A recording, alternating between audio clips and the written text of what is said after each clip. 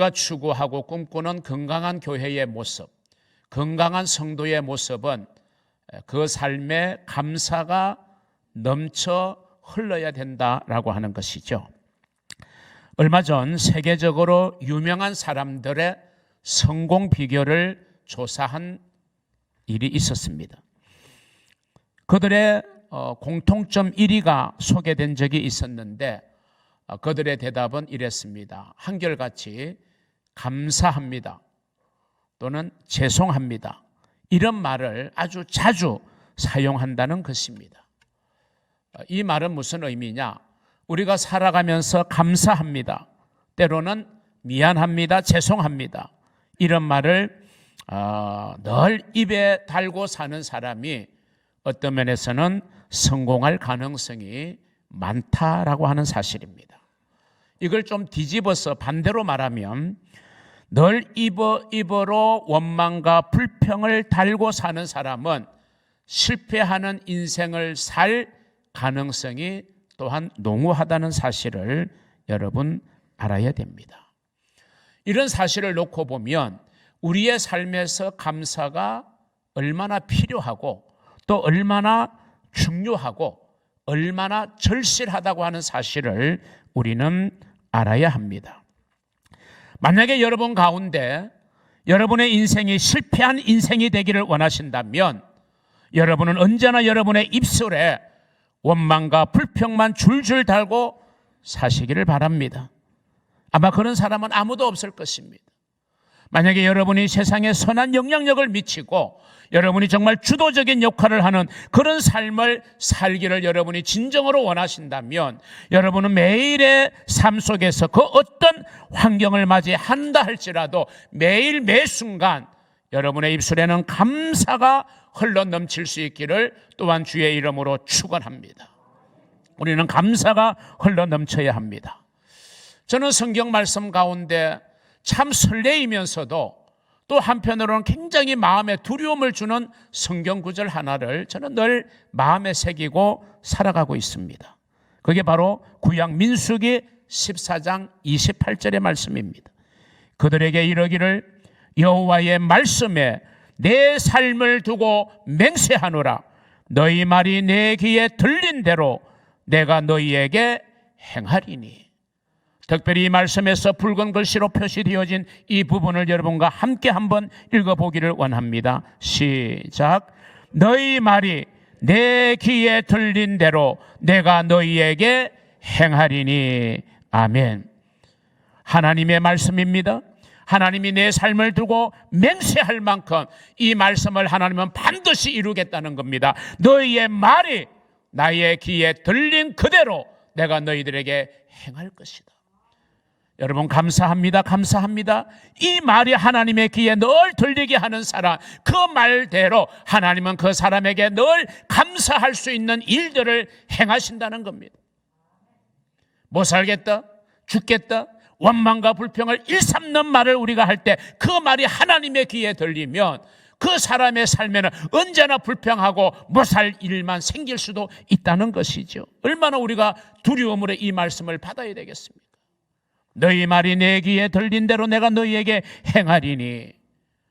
이 말씀 그대로 광야 생활에서 원망과 불평으로 일관했던 이스라엘 백성들, 그들의 원망과 불평대로 그들은 가나안 땅을 밟지를 못했어요.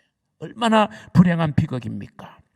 사랑하는 성도 여러분, 오늘 여러분의 입에서는 주로 감사가 나옵니까?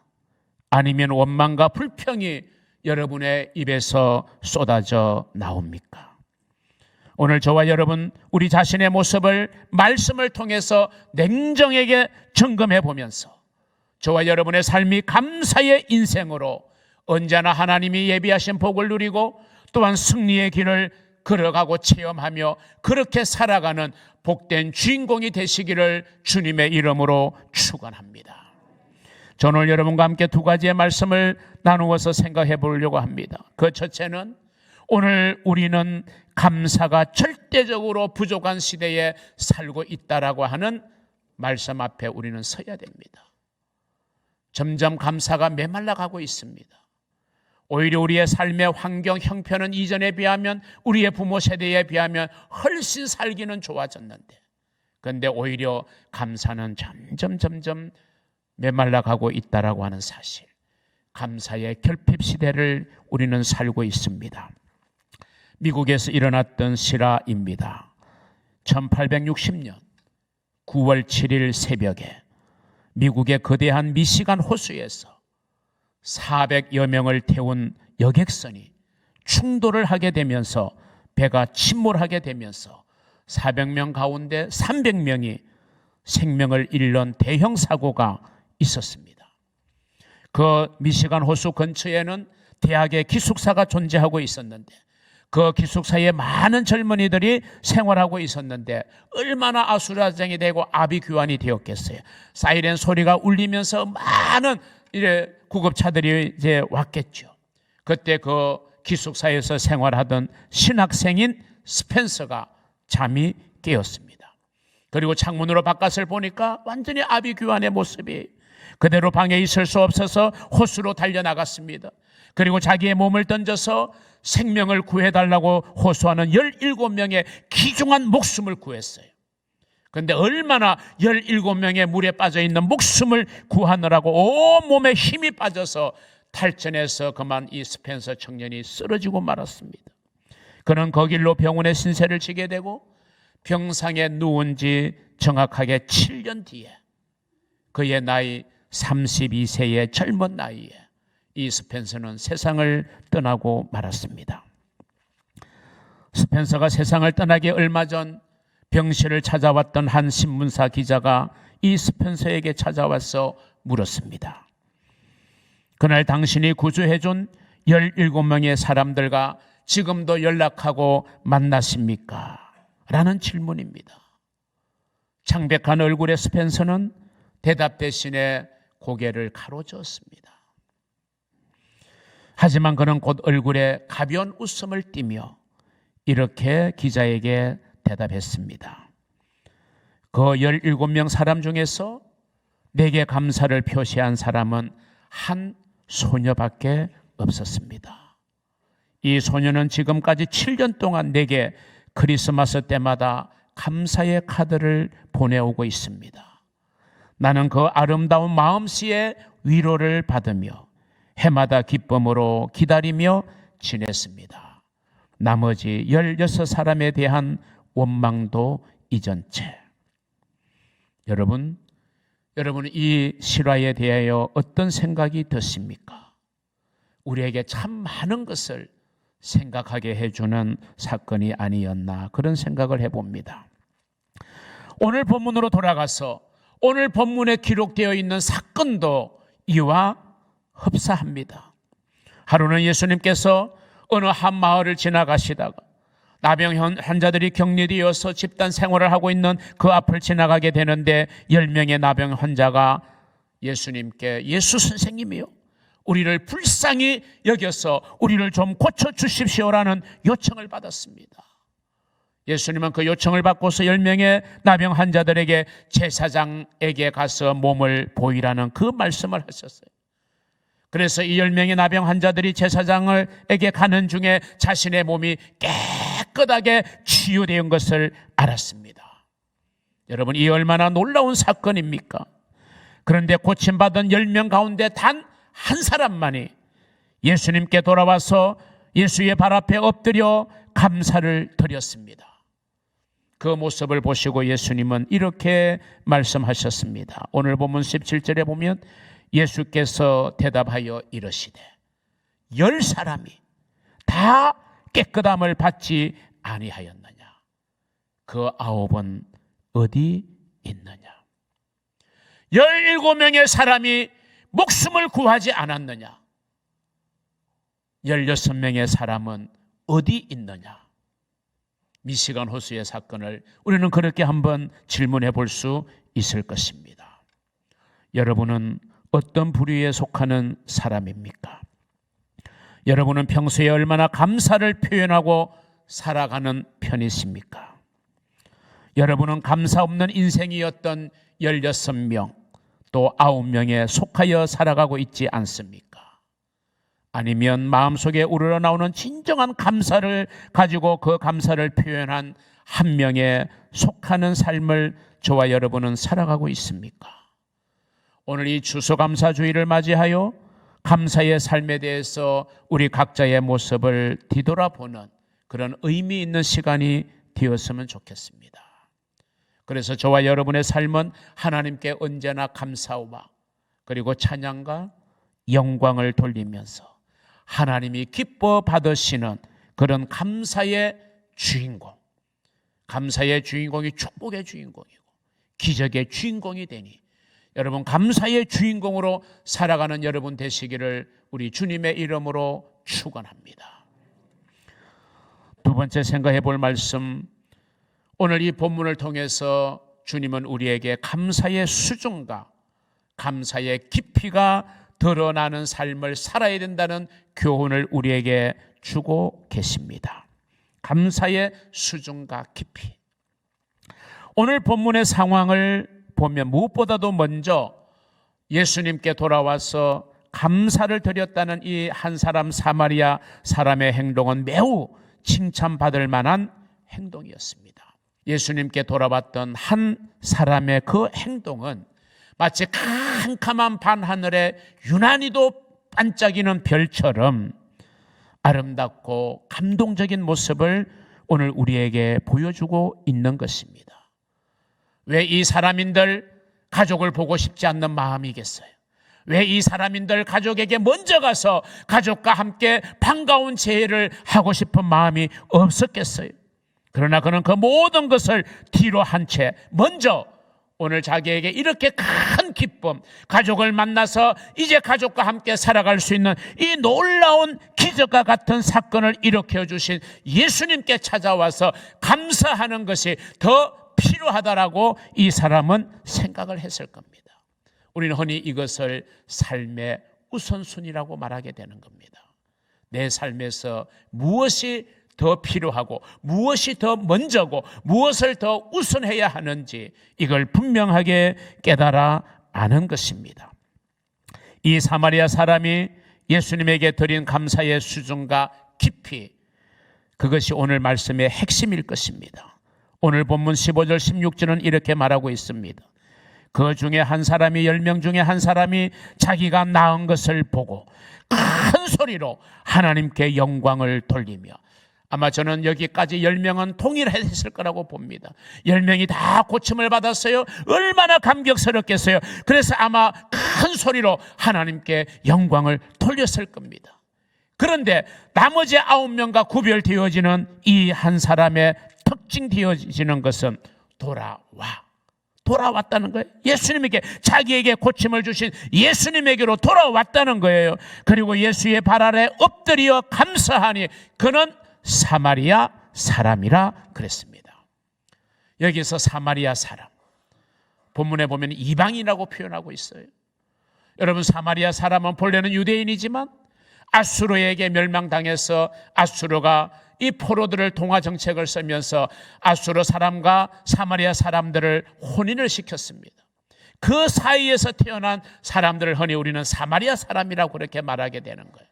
북이스라엘과 아수르 사람 사이에서 태어난 후손들, 그게 사마리아 사람들이에요. 그래서 유대인들은요, 바벨론 포로로 잡혀가서도 순수한 유대인들은 바벨론 사람들과 결혼하기를 거부했어요. 왜? 우리는 하나님의 택한 민족이라는 그 어떤 자부심을 가지고 그 혼인을 거부했던 거죠. 그런 유대인의 입장에서 쉽게 이방인들과 결혼하여 그들과 동화되어졌던 사마리아 사람들은 더 이상 유대인이 아닌 거예요. 그래서 예수님 당시에 유대인들은 사마리아 사람들과 서로 상종하지를 않았어요. 그들이 어떤 길을 갈 때도, 목적지를 갈 때도 사마리아 사람들이 사는 땅을 통과하면 훨씬 빠르게 가지만, 그러나 삥 둘러서 시간이 걸려서도 돌아갈 만큼 유대인들의 사마리아 사람들에 대한 적대 감정은 이루 말할 수 없었던 것이죠. 그런데 예수님은 그런 모든 적대 감정을 다 깨치셨잖아요. 예수님은 사마리아 마을로 통과하신 거예요. 그리고 유대인들이 그렇게 멸시천대하던 그 사마리아 사람이, 오히려 유대인들은 예수님께 와서 감사하지 못하는데 이 사마리아 사람은 예수님께로 와서 지금 감사를 표현하고 있다는 것입니다. 바로 이 말씀이야말로 우리 그리스도인들의 감사가 어떠해야 하는지를 잘 우리에게 보여주고 있는 거예요. 여러분, 진정한 감사의 출발점이 무엇입니까? 내가 감사해야 될 내용을 깨닫는 거예요. 10명이 다 자기의 모습을 보았어요. 깨끗해진 자기의 모습을 보았을 거예요. 내가 정말 이 은혜가 감사하다. 그래서 사마리아 사람은 예수님께로 돌아와서 감사합니다 라고 표현했던 거예요. 오늘 저와 여러분의 삶의 모습을 돌아보십시오. 우리의 살아가는 삶의 모습을 다 생각해 보십시오. 감사 아닌 게 없을 거예요. 하나님의 은혜 아닌 게 없을 거예요.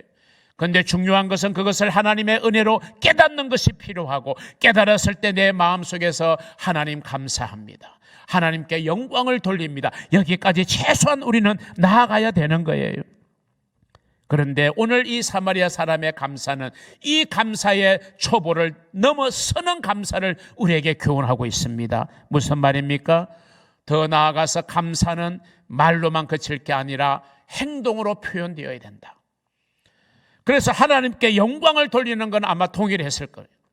그런데 행동으로 주님에게 찾아온 사람 10명 중에 단 한 명이었다는 거예요. 이게 행동입니다. 주님에게 돌아왔다는 거예요. 그리고 주님께 돌아와서 예수님의 발 아래에 엎드려 감사했다는 거예요. 여러분, 진정한 감사는 말에서 끝나는 게 아니라 말에서부터 출발하여 행동으로까지 나아가는 것, 이것이 주님이 원하시는 진정한 감사라는 사실을 오늘 본문은 우리에게 교훈하고 있습니다. 구원받은 저와 여러분이 우리 주님께 드려야 될 감사의 깊이, 감사의 수준, 감사의 정도는 마음에서 말에서 그치는 것이 아니라 그것이 행동으로 나타나야 되는 겁니다. 예수의 발 아래 엎드렸다는 것은 무슨 말이에요? 예수님이 무슨 말씀을 하시든, 예수님이 무슨 명령을 하시든, 예수님이 무엇을 명하시든 나는 그대로 순종하겠습니다, 이런 의미가 담겨져 있는 거예요. 다시 말하면 주님 앞에 엎드렸다는 것은 봉사하는 겁니다. 수고하는 것입니다. 헌신하는 것입니다. 이것이 감사의 완성인 것입니다. 사랑하는 성도 여러분, 정말 여러분에게 주어진 하나님의 은혜가 깨달아지십니까? 그럼 여러분 하나님께 영광을 돌리며 사시기를 바랍니다. 그리고 예수님께로 나아오시기를 바랍니다. 예수님께로 나아오는 게 뭡니까? 예배와 기도의 자리입니다. 내게 주신 구원의 은혜가 너무 감사하니 나는 주일마다 주님 앞에 나아가서 감사의 예배를 드리는 것입니다. 이것이 예배의 원동력이 되는 것입니다. 내가 하나님 앞에 나아가서 기도합니다. 왜? 지금까지 하나님이 이루어 주신 것을 내가 확신할진대 앞으로 내 삶 속에서도 하나님의 은혜가 아니면 살아갈 수 없음을 깨닫고 하나님의 은혜를 구하는 기도의 자리로 우리는 나아가는 것입니다. 이것이 예배와 기도의 자리에 나아가는 것이 또한 감사인 것입니다. 뿐만 아니라 우리는 주님의 발 앞에 엎드려야 됩니다. 무슨 말이에요? 봉사해야 된다는 거예요. 수고해야 된다는 거예요. 우리가 입술로만의 감사가 아니라 행함으로 감사할 수 있어야 되는 겁니다. 성경은 말합니다. 너희의 마음을 다하고 힘을 다하고 뜻을 다하고 목숨을 다하여 주님을 위하여 사랑하고 섬기고 봉사하라. 여러분, 우리가 구원받았으니, 하나님의 은혜를 받았으니 우리는 정말 감사하여 하나님 앞에 영광 돌리며 예배할 뿐만 아니라 우리는 주님을 위하여 봉사하는 겁니다.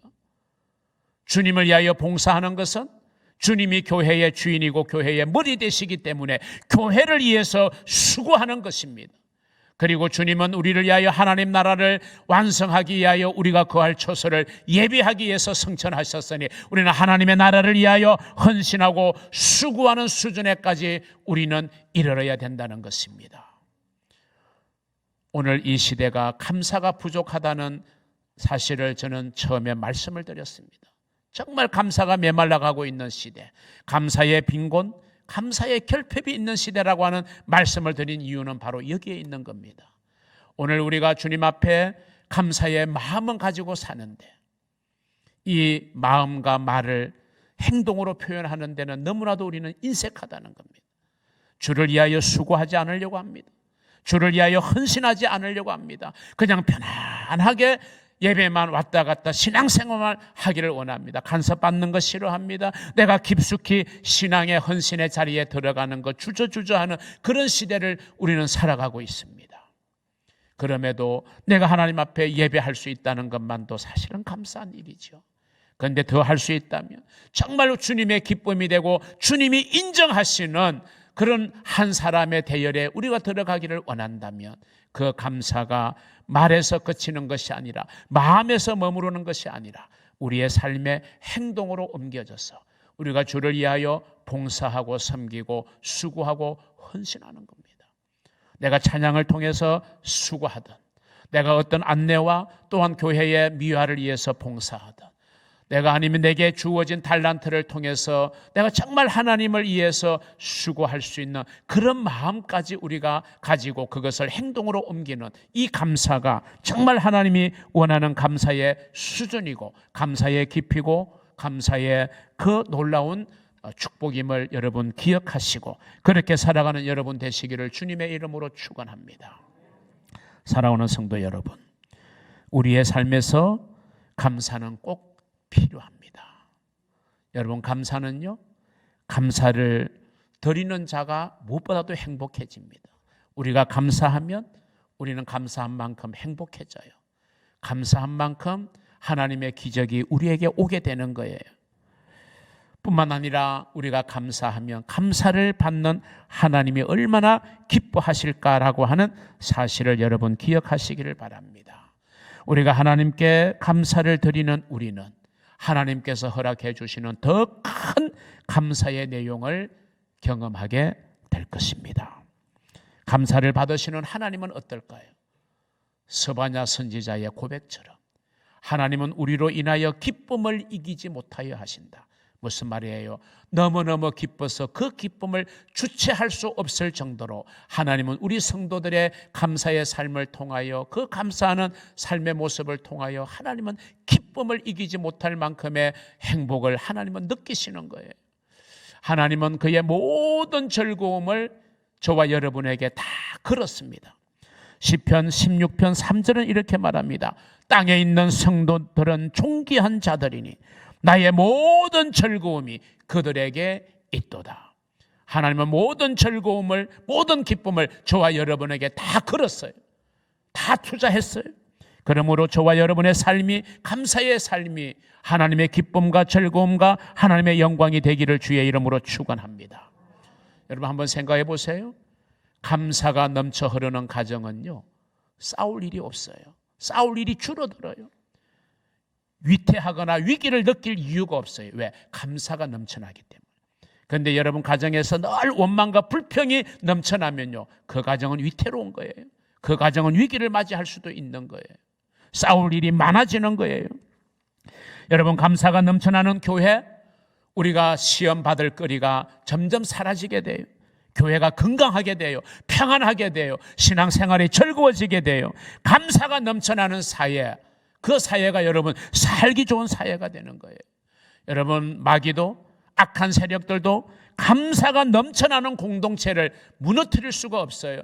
여러분, 가정이 감사가 넘쳐나는 가정이 되면요, 아무리 그 가정을 무너뜨리려고 해도 그 가정은 든든하게 하나 되어져서 끄떡하지를 않는 겁니다.